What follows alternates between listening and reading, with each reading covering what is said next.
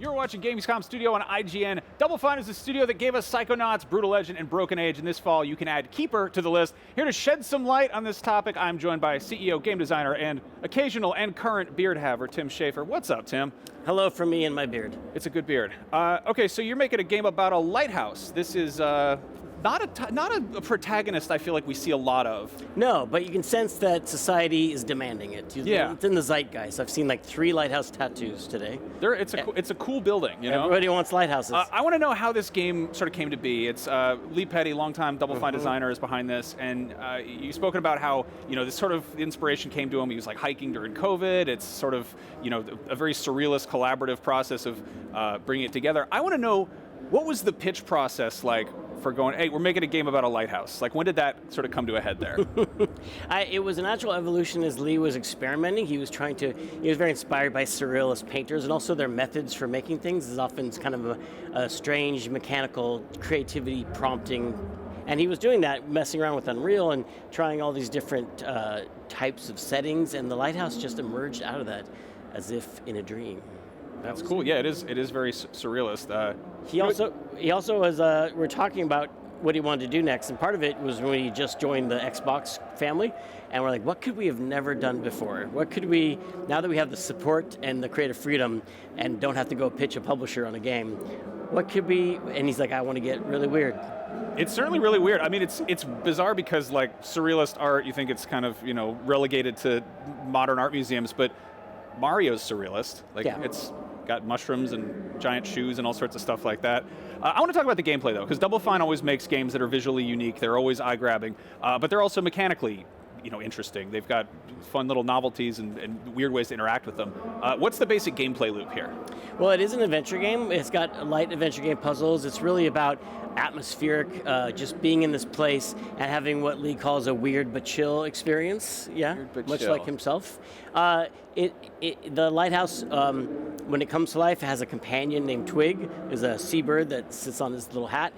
They are companions throughout the game. They walk through the environments and they'll encounter puzzles that you can interact with through one of 3 ways. The lighthouse has a beam that can cast out across the landscape, make flowers come to life and burn away other things, and then it has a focus beam that can make real transformations happen in the environment.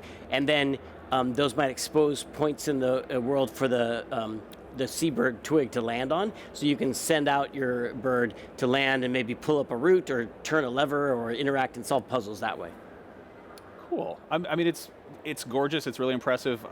Aside from surrealist artists, what were some other influences? Because I feel like it's got, like, the Twig kind of reminds me of Kevin from Up, that bird, and then like the little bit of Howl's Moving Castle energy to the lighthouse. Like, was there anything else that you guys were looking for that kind of like wanted to put in the DNA?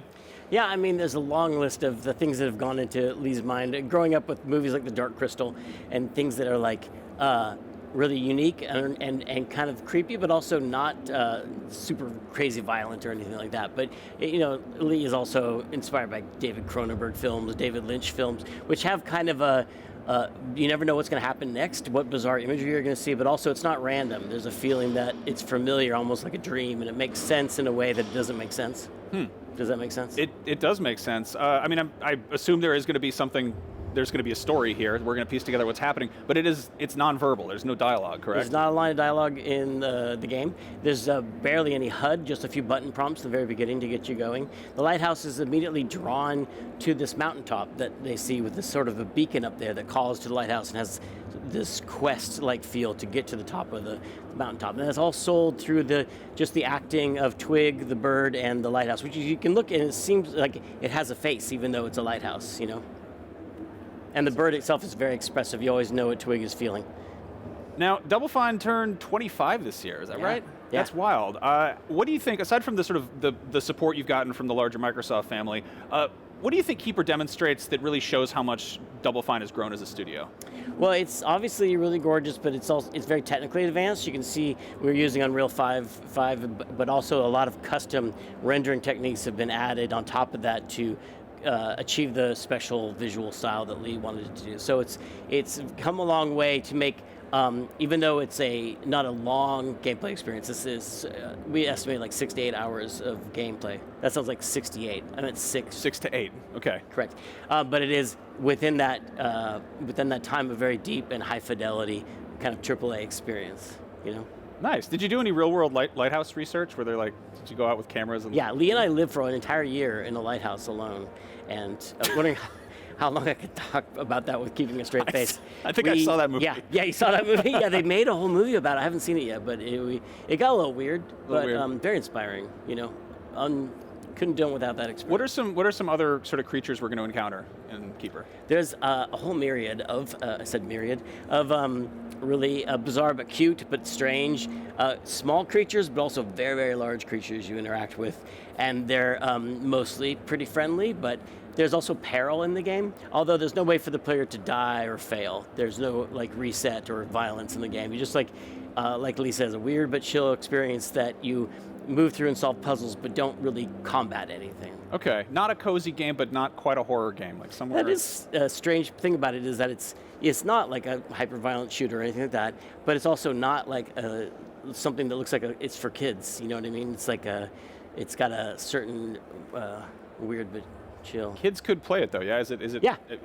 Yeah. But there's something unnerving about it also. I think it's important to frighten children a little bit with media. I think it really helps, you know, you get, again, stuff like Dark Crystal. You got to keep them paying attention. It's formative years. Lock in, kids. What's the music like? Oh, it's beautiful. Dave Earl, the composer, has done Lee's last 2 games, Headlander and Rad, and it's just really evocative because there's so much more space because there's no dialogue in the game. It's all emotionally told through the animation, through the art, through the visuals, and through the music. And the sound design in general. Were there any like rejected ideas that didn't make it in here, or like anything you were trying to do with it that just kind of sort of bounced off of? Just my writing. I was like, hey Lee, what about some dialogue? He's like, nope. The Lighthouse should shout here. This is a good place. Well, I've been trying to get him the Lighthouse to be like, I'm too old for this shit, but no. But really, were you ever trying? Did you ever consider dialogue in it? No. I mean, that's something that I think we just start. We're trying to solve problems creatively. We all have a set of tools. Mine is writing. Oh, I'll solve that with it's cutscene, and Lee's is more about visuals, so that's how we took it on. Have you, like, when you're playtesting it, have you seen any points where, like, you know what the story is you're telling, you know what the game is going to be prompting players to do? Have there been points where you're just like, people just don't get it and you have to sort of retool things? Well, it's pretty, you can see that the camera is on a spline following the character, so it's pretty, we can really focus in on what you need to see. So it's hard to like get lost in this world. But we also have the help of, Xbox has a user research group that we can just send builds up there and watch people play it, and they can tell us where anyone gets stuck. So that's a helpful resource we didn't have before. That's like one of the things that, you benefit from under the larger umbrella. I don't want to make you feel old, but you've been making games My knees do that on their own. You've been making games for a really, really long time. I guess I'm curious, what is something that you learned early on that has remained true just about game development? I guess, life advice could work too. But something you learned early on about like how to make games that is still something you're like, yep, that's how it is. Yeah, I mean, I learned a lot working for 10 years at LucasArts, making adventure games and with people who'd been doing it even longer than me, like Hal Barwood and Ron Gilbert and Noah Falstein. Just advice about writing, but also the thing I learned by just observing with that studio is that, creatively speaking, you don't make bets on ideas. You make bets on people. And like someone like Lee, it's kind of like, we didn't say, Lee, I want you to make this Lighthouse game. It was like, I think you're the kind of person who could make a great game, so what do you want to do? I love that. You've also, obviously Double Fine's been around for a cool minute. I imagine you've got, younger staff joining the group. Have you noticed anything about sort of how people's approach to game development has changed? Like you've got, Well, I think we, younger people and older people who are still alive, think a lot more about taking care of themselves. I think in the early days of video games, we pretty much just tried to kill ourselves with every game that we made. Like we just really, worked all night, because that's how we worked in college. When we were studying computer science, you'd be up all night, and it felt good because you're like, oh, I'm going crazy making this thing. And then, even indie game people who don't have anyone telling them they have to finish their game on a schedule or anything, they will, work themselves to death. And I think there's been a lot more awareness about mental health and things like that, where people are like, hey, why don't you just take a break and take a time off? So we have different things that we, different amounts of time off now. We have like a hiatus program if you've been there for 10 years, which multiple people have now at Double Fine. That's awesome. People love to talk about Unreal 5, about all the many things you can do, all the incredible stuff, and it's like, I feel like average layperson doesn't necessarily know what is special about it versus the previous iteration. Is there anything you can say like off the top of your head that's like, here's why it's a big deal? It's shinier. No, it's. I mean, we almost don't want people to think about that because we want people to just like enjoy it as a holistic, artistic experience. And it's, I think Lee would say there's a lot of things that the technology does bring you, and but it's also about art direction, just choices. There's a lot of choices you can make about what to put on the screen that makes it look like you use some advanced technology, but it's really just like, in some ways, good balance of contrast and art direction and lighting and things like that. But there are a lot of bells and whistles that you should ask our our graphics programmer about, and not me, because I'm really the writer. I mean, art direction, really, that's a key thing. Finally, people love the Psychonauts docuseries. Is there any plan to do something like that for this game? Well, I just noticed those guys with the cameras are still hanging out. They're hard to see, but I have to look in the corners of every room I'm in because sometimes they're just there. They're still filming everything we do. Good to I don't know what it'll turn into. Good to know. Well, Tim, thank you so much. Always a pleasure. I think you're a keeper. Keeper's out October 17th on Xbox Series and PC. You can go wishlist it right now on the official Gamescom Steam event page, along with any other games that have gotten you. Stop that, you rascal. More Gamescom Studio still to come right here on IGN.